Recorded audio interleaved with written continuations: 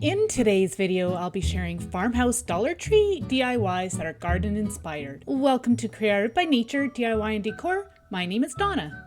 So for our first DIY, I'm going to be using this LED lantern that I picked up in their seasonal section. We'll start off by removing the tag and then using a flathead screwdriver, I'm going to be popping out the bottom panel where the LED candlelight is. This is very easy to do and it opens up so many options in how you can redo this little lantern.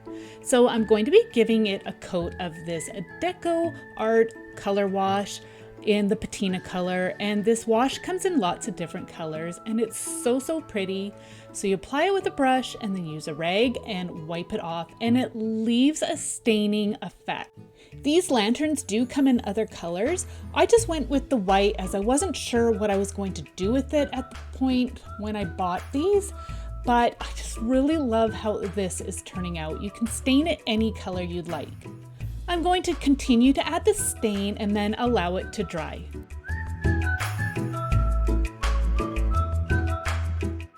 Once your lantern is all dry, then you can take a ruler and measure out the width and the height of your window. Using those measurements, I'm going to use those on this piece of plastic. It's just leftover packaging from a purchase. I'm going to cut it down into a more manageable piece, and then using those measurements, I'm using a pencil and I'm just going to mark it out on the piece of acetate.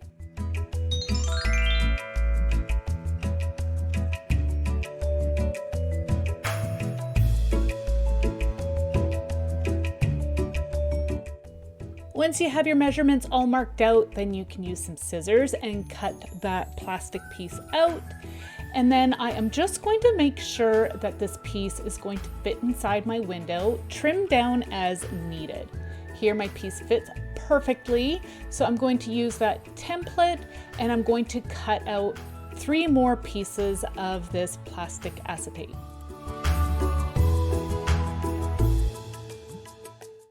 So I have my 4 pieces cut out, and then using this beautiful scrap piece of lace from my stash, I am going to just trim the lace down to size, and then using this clear glue, it is the Craft Metally glue, I'm going to apply it to the edge of my plastic sheet, and then I'm going to press my lace into place and then allow it to dry well. You could use a glue such as E6000, but I find that this glue works just fine for this purpose. You could also use a glue like Fabri-Tac.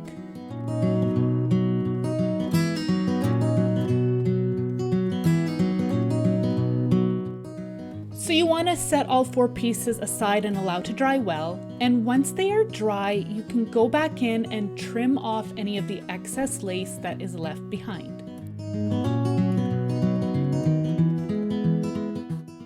So my lantern is all nice and dry and ready to go. I'm just going to check to see if my little window panels will fit inside my lantern.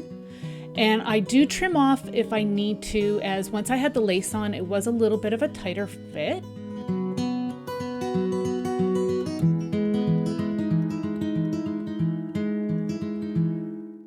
So once your panels fit inside the lantern, you can then use a bead of hot glue on the top of the panel and place it on the inside at the upper portion of the lantern as shown.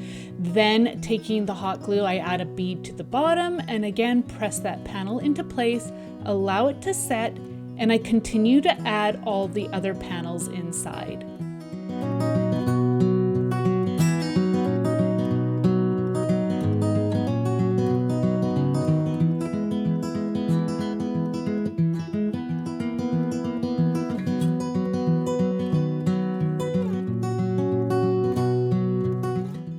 You could use another glue if you desire. I just found the hot glue was the easiest to apply these little panels, and it's so beautiful. So now I'm going to just pop in the candlelight, and I am going to remove the little battery protector there. And now I have decided to add a little bit of a garden flair. So I'm adding some leaves and some faux flowers. And I'm just using a bit of hot glue, and I'm going to decorate the bottom of the lantern as well as the top.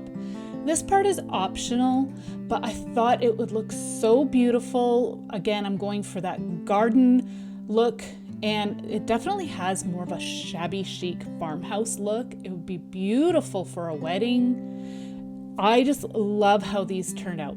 So continue to decorate as needed. I do end up using some wire cutters and removing that top ring. You don't have to do that step, that's optional. It depends on how you are planning on using the lantern. So I'm just going to continue to add some florals and some leaves, and this could be decorated any way you like. I love how this little lantern turned out. It looks so farmhouse, shabby chic, and definitely great for garden decor.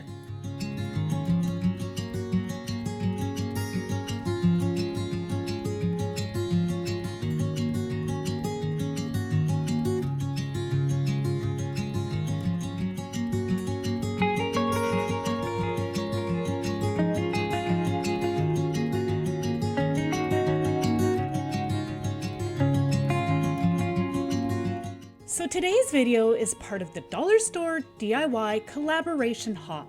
This is hosted by my friend Sonia from Domestic Diva. I'm going to have her channel linked down below. Once you are done with my video, you can click on the link to the person in the next hop to follow along.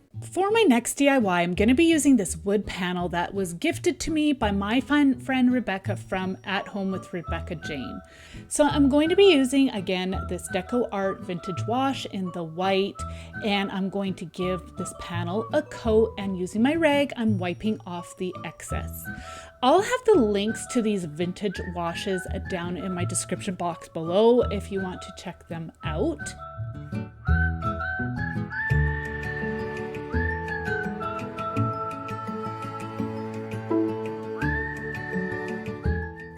So now I'm going to be using this gorgeous Botanical tissue paper I picked up from Dollar Tree and my favorite decoupage glue from Deco Art. I'll have the link for that down below as well. So first I'm going to just measure out how much tissue paper I need, and I'm just figuring out my placement as well. Then I'll just cut out the excess as shown here. So now I'm just placing the tissue paper on top, and then I'm going to cut out strips so they fit onto each individual panel. Using my decoupage glue, I am going to apply some of the glue to the panels, and then I'm going to press my tissue paper into place and smooth it out best I can.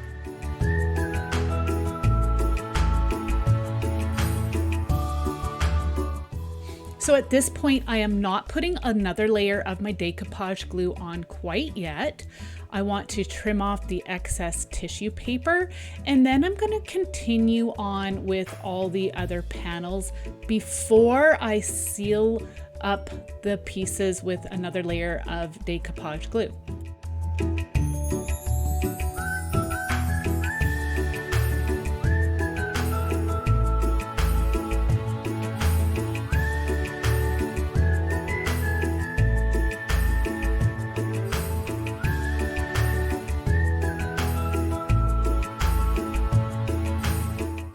So I'm going to continue on with the tissue paper until I have my piece covered, and then I'm going to go in and give the tissue paper a coat of my decoupage glue.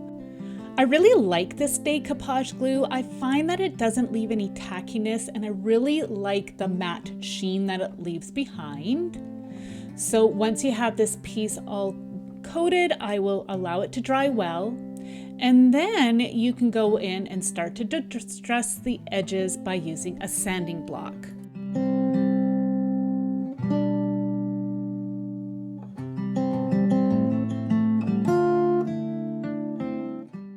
So I'm making sure that I'm getting into the grooves with my sanding block as well to remove any excess.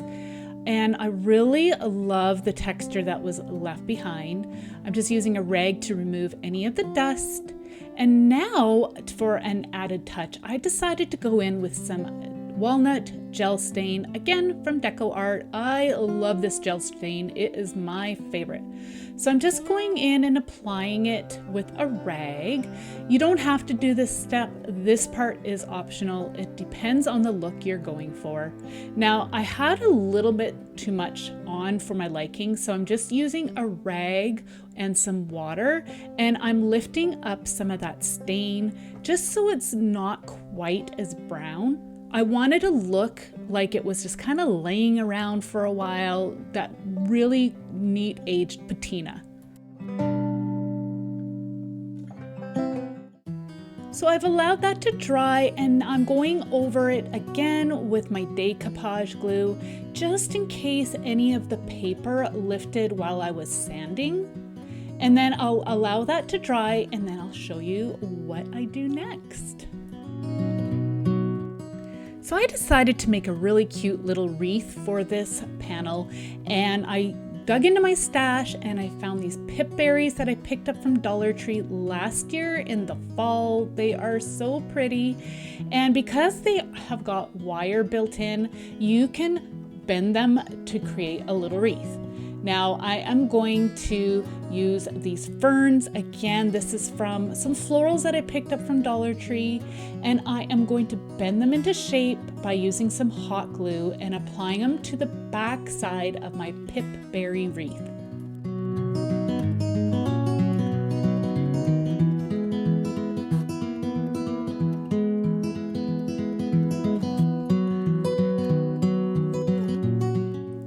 So use any greenery and florals that you have in your stash. This is a great way to use up any of those little bits.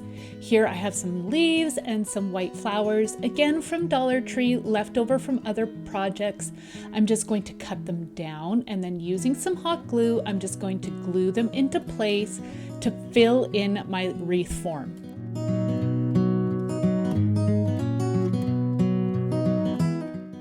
So now I'm just going to go in and add some of these little white flowers. They are so pretty. They came in other colors as well, but I just like the white. Now using some hot glue, I'm going to apply it to the back of our wreath, put it into place, and then you can put this beautiful farmhouse garden inspired piece in your decor.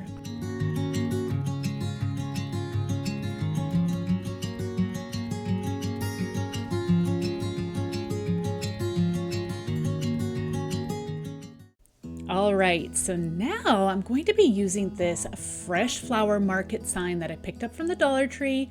I removed the back sticker and the hanger, and then using these garden stakes that I picked up from Dollarama, I'm going to just measure them out and remove the excess, and these cut really easily with a pair of scissors. An alternative would be to use painter's stir sticks, so keep that in mind. So I'm just cutting it down so that it fits the bottom of the sign, and then using a bead of hot glue, I'll put that bottom piece into place. So using these garden stakes, again, I'm just measuring out some side panels by putting them up against the panel and then marking off where I need to cut it off. Using a ruler, I'm just creating a straight edge, and then again, using my scissors, I cut through this garden stake. These are really nice and thin, so that's why it was so easy to use my scissors. And then using some hot glue again, I am going to put those pieces into place. Now, I did end up having to use a craft knife just to remove some of the excess glue there on the bottom, just so that my side panels fit together well on my sign.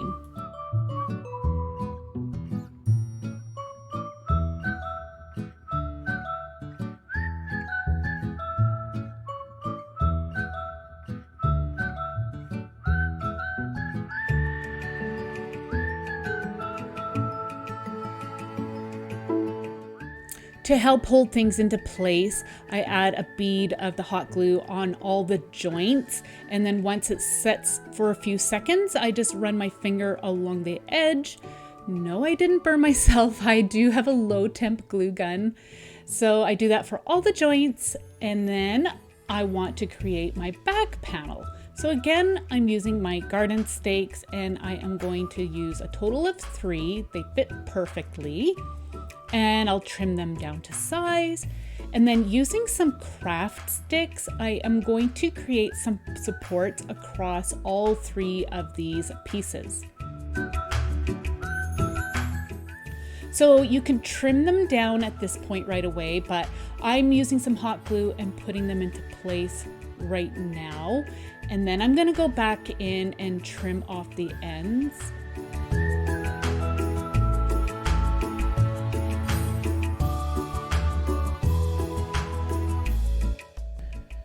So just making sure that my panel fits, and it does.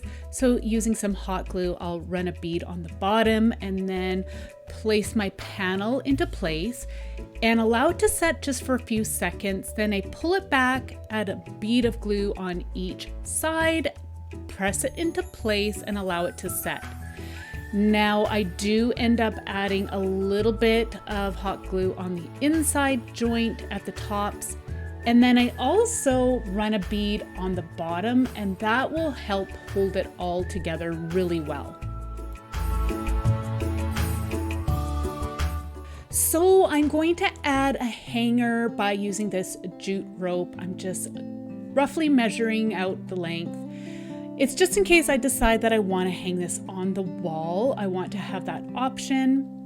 So I'm just using some hot glue on the inside of the side panels, and I'm going to glue the jute twine into place. So we've created a really beautiful floral box, and these Dollar Tree flowers are my absolute favorite.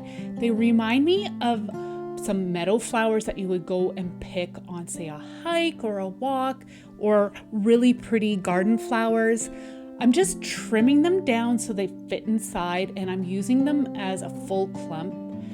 And I'll just tuck them in, and this is one thing I absolutely love to do, and that is to add a touch of nature into my projects whenever I can.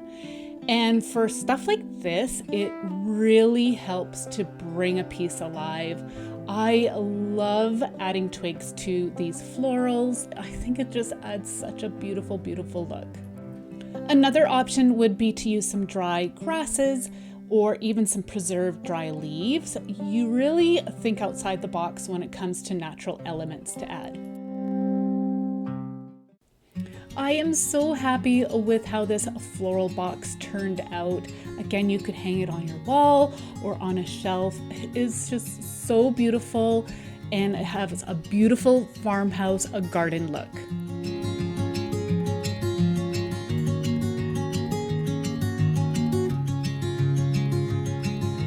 As always, I love to know which project was your favorite by leaving a comment down below. For more inspiration, you can click this link to the right. I want to say a big thank you to Sonia and my fellow creators. Don't forget to click the next link in the hop. And thank you so much for being here. Have a wonderful day. Bye.